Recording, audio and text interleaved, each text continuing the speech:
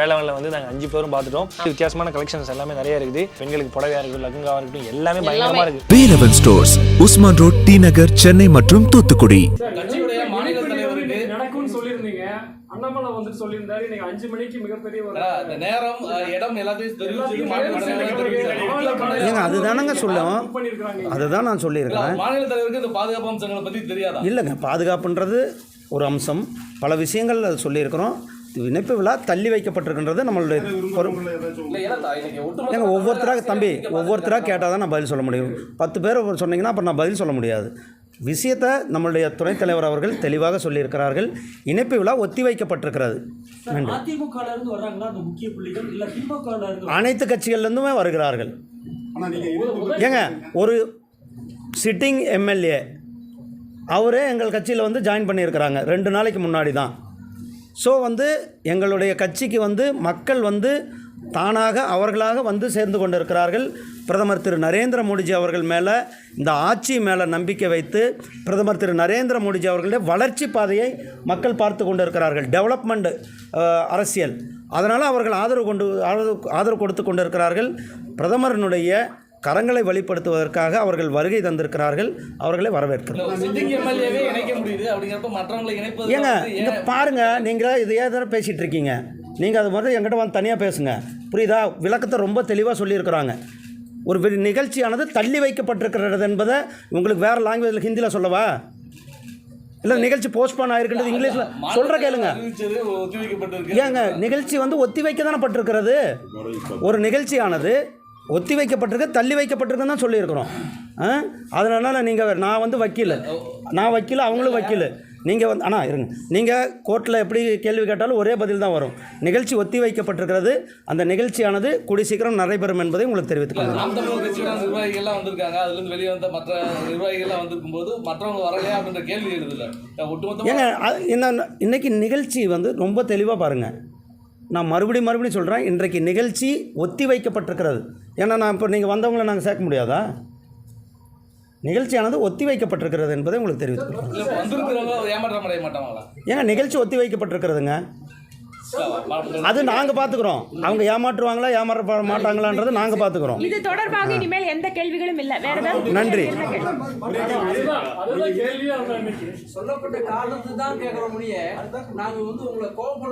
இல்லை நாங்களும் கோவப்படலைங்க. அதுக்கு தான் ஏங்க தெளிவாக பதில் சொல்லிட்டேன். நிகழ்ச்சியானது ஒத்தி வைக்கப்பட்டிருக்கிறது. தமிழில் சொல்லிட்டா நிகழ்ச்சி ஒத்தி வைக்கப்பட்டிருக்கிறது. இங்கிலீஷில் நிகழ்ச்சி வந்து போஸ்ட்போன் ஆகிருக்கிறது.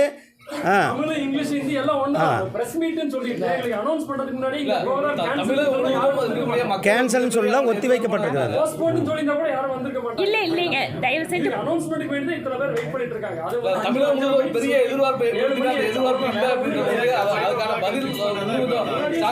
ஏங்க நிகழ்ச்சி ஒத்தி வைக்கப்பட்டிருக்கிறது. வேறொரு நாளில் இந்த நிகழ்ச்சியானது நடைபெறும் என்பதை அன்போடு பாசத்தோடு எங்களுடைய ஊடக சகோதரர்களுக்கு தெரிவித்துக் கொள்கிறேன். கழகத்தினுடைய தலைமை நிலைய செயலாளர், முன்னாள் அமைச்சர், எதிர்க்கட்சி கொறடா அண்ணன் SP வேலுமணி அவர்கள் குறித்தும் வேறு சில அமைச்சர்கள் குறித்தும், எங்கள் கட்சியினுடைய மாவட்ட செயலாளர்கள், எங்களுடைய சட்டமன்ற உறுப்பினர்கள் குறித்தும் ஒரு அவதூறான தவறான செய்திகளை தொடர்ச்சியாக பாரதிய ஜனதாவும் திமுகவும் இணைந்து பரப்பிக்கொண்டே இருக்கிறார்கள். அவர்களுடைய ஐடி விங் இந்த வேலையை தொடர்ச்சியா செய்யுது. இதோ நான் வந்து பாரதிய ஜனதா கட்சியில இணைய போகிறார்கள் என்று சொல்லி ஒரு வதந்தியை தொடர்ச்சியாக பரப்புகிறார்கள். இதை மீண்டும் மீண்டும் மறுத்த பிறகும் இந்த வேலையை செய்து கொண்டே இருக்கிறார். அப்ப இது குறித்தான ஒரு விளக்கத்தை கொடுக்க வேண்டியிருக்கு. இது தொடர்ந்து கொண்டே இருந்தது. இதுக்கு நான் கொடுக்கிற காரணம் அப்படிங்கிறது நேற்றைக்கு என்னுடைய பெயரையும் சேர்த்து திமுகவினுடைய ஆதரவு ஊடகவியலாளராக இருக்கிற ஒருவர் அவர் பெரிய செய்தியாக்கி இருக்கிறார். திமுக சார்பு ஊடகங்கள் வந்து தொடர்ச்சியா கூப்பிட்டு கேட்கிறாங்க. இதுல ஆச்சரியம் என்ன அப்படின்னு சொன்னா, பாரதிய ஜனதா கட்சியில சேர போகிறீர்களா என்று திமுக ஏன் இவ்வளவு கவலைப்படுதுங்கிறது புரியுது. அப்போ ஒரு செய்தி நன்றாக எங்களுக்கு புரிகிறது. அனைத்து இந்திய அண்ணா திராவிட முன்னேற்ற கழகத்தினுடைய தொண்டர்களினுடைய மன உறுதியை எப்படியாவது குலைக்கணும் என்கிற ஒற்றை நோக்கம் மட்டும்தான் இந்த பொய் பரப்புரைக்கு, இந்த பொய் பிரச்சாரத்துக்கு இருக்கு. எனவே இது வந்து ஒரு அறமற்ற அரசியல். அதனால பாரதிய ஜனதா கட்சிக்கும் சரி திமுகவுக்கும் சரி நாம் சொல்றது, அனைத்து இந்திய அண்ணா திராவிட முன்னேற்ற கழகம் புரட்சி தமிழர் மாண்புமிகு அண்ணன் எடப்பாடியார் அவர்கள் தலைமையிலே ஒரு 3ஆம் தலைமுறை அரசியலை வீறுநடை போட்டுக் கொண்டிருக்கிறது. நாங்கள் எங்களுடைய சாதனைகளை சொல்லி மக்களிடம் வாக்கு கேட்பதற்கு, தேர்தலை சந்திப்பதற்கு தயாராகிவிட்டோம். அப்ப இந்த சாதனைகளை சொல்லி வாக்கு கேட்க முடியாதவர்கள், எந்த விதமான மக்கள் பணியும் செய்ய முடியாமல் இருக்கிற திமுக, பிஜேபி போன்ற கட்சிகள் இப்படியாக அதிமுக தொண்டர்களினுடைய மனநிலையை குழப்பி விடுவதன் மூலமாக ஒரு அரசியல் முன்னேற்பாடு முன்னாடி நகரலாம் நினைச்சாங்க அப்படின்னு சொன்னா அது அறமற்ற தன்மையை குறிக்கிறது. எனவே இதை இவர்கள் நிறுத்திக் கொள்ள வேண்டும் என்பதைத்தான் நான் சொல்ல விரும்புகிறோம். அதே மாதிரி எங்களுடைய தலைமை நிலைய செயலாளர் மரியாதைக்குரிய முன்னாள் அமைச்சர் அண்ணன் SP வேலுமணி அவர்கள் குறித்து வர்ற தகவல்ல வந்து அடிப்படை ஆதாரம் இல்லாத ஒரு அயோக்கியத்தனமான முயற்சி என்பதைத்தான் நான் சுட்டிக்காட்ட விரும்புகிறேன். காரணம் என்னன்னு சொன்னா 1972 புரட்சி தலைவர் கட்சி ஆரம்பித்த போது அந்த நாளிலே இருந்து அவருடைய குடும்பம் கட்சி குடும்பம். தொடர்ந்து அவர் பிறக்கிற போதே கட்சிக்காரனாக பிறந்தவர்கள். அவர்கள் தொடர்ந்து இவ்வளவு காலம் அவர் கட்சியிலே பணியாற்றி இருக்கிறவர். தொடர்ந்து 30 ஆண்டுகளுக்கு மேலாக புரட்சி தலைவி அம்மா அவர்களினுடைய பிறந்த நாளிலே தன்னுடைய ரத்தத்தை தியானமாக கொடுக்கக்கூடிய அந்த வேலையை தொடர்ச்சியா செய்யறவர் இந்த ஆண்டு கொடுத்திருக்கார். 2 நாளைக்கு முன்னாடி 24ஆம் தேதி சென்னையில இருந்தவர் கோவைக்கு வந்து ரத்த தான முகாமிலே கலந்து கொண்டு புரட்சி தலைவி அம்மா அவர்களினுடைய பிறந்த நாளிலே ரத்தம் கொடுத்திருக்கிறார். எப்படி புரட்சி தலைவி அம்மா அவர்களை தலைமை ஏற்று அண்ணன் SP வேலுமணி அவர்கள் இருந்தாரோ அதற்கு நிகராக அதை போன்றுதான் இன்றைக்கு புரட்சி தமிழர் மாண்புமிகு அண்ணன் எடப்பாடியார் அவர்களை தன்னுடைய தலைவராக ஊனோடும் உதிரத்தோடும் உணர்வோடும் ஏற்றுக்கொண்டு அவர் இன்றைக்கு செயல்பட்டுக் கொண்டிருக்கிறார். எனவே சிறு பேச்சுக்கும் கூட இடமில்லை, அந்த சிந்தனைக்கு கூட இடமில்லை. அப்படியாக முழுமையாக நாங்கள் மறுத்துவிட்ட செய்தியை எங்களுடைய சட்டமன்ற உறுப்பினர்கள், எங்களுடைய மரியாதைக்கு உரிய எங்களுடைய மாவட்ட செயலாளர்கள் இவர்களை பத்தி இப்படியான அவதூறு செய்திகளை தொடர்ச்சியாக பரப்பிக் கொண்டிருப்பதை, அறம் என்று ஒன்று இருந்தால் பாரதிய ஜனதா கட்சியும் திமுகவும் தங்களுடைய ஐடிவிகளை பண்ணிட்டு இருக்கிற இந்த வேலையை நிறுத்திக் கொள்ள வேண்டும். இல்லை என்றால் இவர்கள் சாதனைகளை சொல்லி ஓட்டு கேட்க முடியாத காரணத்தால் இந்த அவதூறு பிரச்சாரங்களை கட்டவிழ்த்து விடுகிறார்கள் என்பதை மக்கள் புரிந்து கொள்ள வேண்டும். எனவே இதற்கு முற்றுப்புள்ளி வைப்பதற்காகத்தான் இந்த செய்தியாளர் சந்திப்பை நாங்கள் கொண்டு வந்தோம். நான் கட்சியினுடைய அதிகாரப்பூர்வமாக அறிவிக்கப்பட்ட செய்தி தொடர்பாளர், எங்கள் கட்சியினுடைய அதிகாரப்பூர்வ நாளிதழான நமது புரட்சி தலைவி அம்மாவினுடைய அந்த பத்திரிகையினுடைய ஆசிரியர். நான் முழுமையாக என்னுடைய கருத்துக்கு பொறுப்பேற்கிறேன். எங்கள் மாண்புமிகு முன்னாள் அமைச்சர் அண்ணன் SP வேலுமணி அவர்கள் மீது, எங்களுடைய தலைவர்கள் மீது, எங்கள் மாவட்ட செயலாளர்கள் மீது, எங்களுடைய சட்டமன்ற உறுப்பினர்கள் மீது சொல்லப்பட்டுக் கொண்டிருக்கிற இந்த செய்தி இது அவதூறு, முற்றிலும் 100க்கு 100 விழுக்காடு உண்மைக்கு மாறானது என்கிற என்னுடைய கருத்துக்கு நான் பொறுப்பேற்கிறேன்.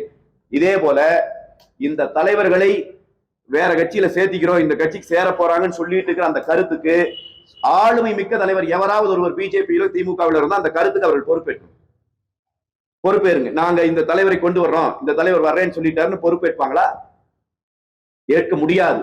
காரணம், பச்சை பொய்யை சொல்லுகிறார்கள். இது வடக்கு நிறைய இடத்துல நடந்துருச்சு. நீங்க யாரை வேணா கொண்டு போயிட்டு இருக்கலாம். நீங்க அங்க இருக்கிற தலைவர்களை வச்சு இங்க இருக்கிற தலைவர்களை ஒப்பிட்டு போற முதல் நிறுத்தம் இது தமிழ்நாடு. நீ திரிபுரால பண்ணலாம், நீ மேற்கு வங்காளத்துல பண்ணலாம், நீ மகாராஷ்டிரால பண்ணலாம், நீ டெல்லியில பண்ணலாம். இது தமிழ்நாடு. இது அனைத்து இந்திய அண்ணா திராவிட முன்னேற்ற கழகம். இங்க இருக்கிற ஒரு செங்கல் அல்ல, ஒரு துளி, ஒரு கைப்பிடி மண்ணை கூட எவரும் எடுக்க முடியாது. அதற்கான வாய்ப்புகள் இல்ல. எங்களுடைய தலைவர்கள் அப்படியானவர்களாக இல்ல. புரட்சி தமிழர் மாண்புமிகு சட்டமன்ற எதிர்க்கட்சி தலைவர் முன்னாள் முதலமைச்சர் எங்கள் அண்ணன் எடப்பாடியார் அவர்கள் தலைமையிலே ஊனோடும் உயிரோடும் கலந்து இந்த அமைப்பில் நின்று அனைவரும் வேலை செய்து கொண்டிருக்கிறார்கள். எனவே இந்த பேச்சுக்கே இடமில்லை. இந்த பேச்சுக்கு, இந்த வதந்திக்கு இன்றோடு, இந்த நொடியோடு முற்றுப்புள்ளி வைக்க வேண்டும் என்பதற்காக இந்த செய்தியாளர் சந்திப்பை நடத்தி இருக்கிறோம். பெரிய லேக்கியம் விற்க போவதா அவர் மீடியால பெரிய அளவில் கடைசியில நேற்று நடந்த பிரஸ் மீட்ல வந்து பார்த்தா லேகியம் விற்கிறவரே வரல. எப்படி பாக்குறீங்க? இல்ல, அதான் வர முடியாது இல்லைங்க. லேகியம் விற்கிறவர்கள் எல்லாம் தமிழ்நாட்டில் அரசியல் தலைவர்கள் ஆனால் என்ன நடக்கும் என்பதற்கான எடுத்துக்காட்டு தான் இது. சரிதானுங்களா?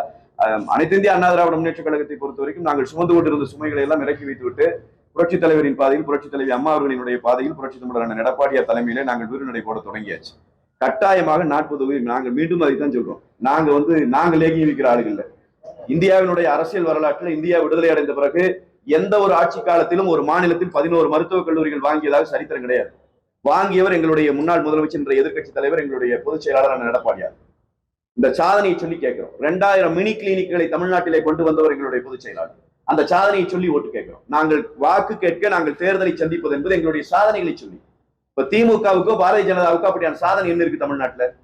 அப்படி ஏதாவது இருந்தால் அதை சொல்லி அவங்களால ஓட்டு கேட்க முடியும். இல்லைன்னா லேகியம் தான் வித்தாங்க வழி. எதுக்காக இந்த மாதிரியான பொய் விளம்பரத்தை பண்றாங்க? எதுக்காக இந்த மாதிரி பண்ணணும்? தேர்தல் நெருங்கிற இந்த டைம்ல இந்த மாதிரியான முக்கியமான கட்சிகள்ல முக்கியமான தலைவர்கள் வந்து இந்த மாதிரி சேர்றதா? எதுக்காக இந்த பொய் விளம்பரம்? இது ஒரு தேர்தல் டாக்டிக்ஸா பாக்குறாங்க. நான் அதான் மீண்டும் சொல்றேன். அவங்களுக்கு சொல்லி வாக்கு கேட்பதற்கு அவர்கள் நிறைவேற்றி இருக்கிற மக்கள் நல திட்டங்கள் எதுவும் இல்லை. எனவே அவங்க இது ஒரு தேர்தல் டாக்டிக்ஸா தான் பயன்படுத்துறாங்க. இது பிஜேபிக்கும் திமுகவுக்கும் இருக்கிற கள்ள உறவினுடைய வெளிப்பாடு. இவங்களுக்குள்ள இருக்கிற கள்ள உறவு. இவர் என்ன நினைக்கிறாங்கன்னா, அண்ணா திராவிட முன்னேற்ற கழகத்தை இந்த இடத்துல அரசியலில் இருந்து அப்புறப்படுத்தினோம் என்று சொன்னால் நாம் இருவரும் இந்த தமிழ்நாட்டு அரசியலை பங்கிட்டுக் கொள்ளலாம் நினைக்கிறாங்க. திமுக இதற்கு தொடர்ச்சியா வேலை செய்யுது.